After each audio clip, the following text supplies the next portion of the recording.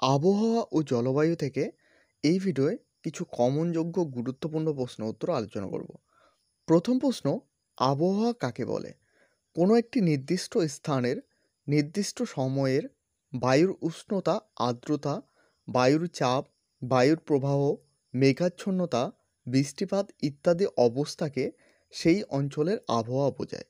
এটি একটি দৈনিক ব্যাপার। প্রতি ঘন্টায় বা আরও অল্প সময়ের মধ্যে আবহাওয়ার পরিবর্তন হতে পারে। পরের প্রশ্ন, জলবায়ু বলতে কী বোঝো?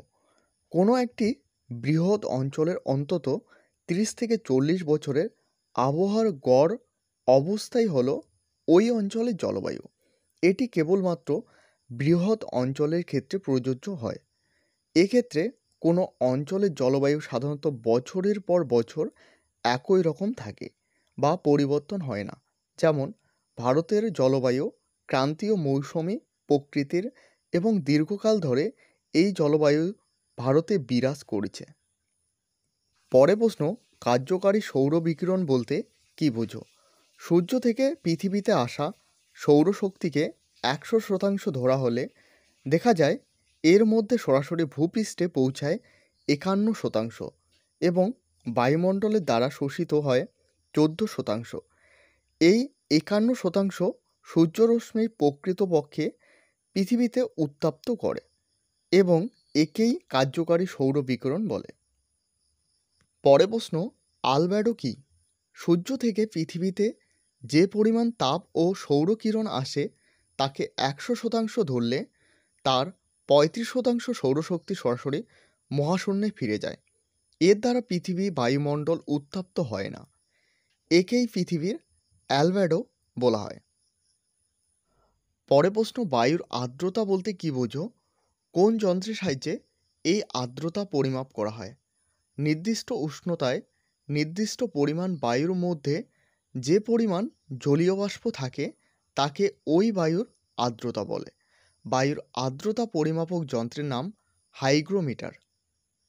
পরের প্রশ্ন, বায়ুর চাপ বলতে কী বোঝো? এই প্রশ্নের উত্তর, ভূপৃষ্ঠের উপর বায়ু যে ওজন বা চাপ প্রয়োগ করে তাকে বায়ুর চাপ বলে। উচ্চতা বাড়লে চাপ কমে এবং উচ্চতা কমলে চাপ বাড়ে। ফলে বায়ুর চাপের সাথে উচ্চতার ব্যস্তানুপাতিক সম্পর্ক বর্তমান। পরের প্রশ্ন, বায়ু প্রবাহ কাকে বলে?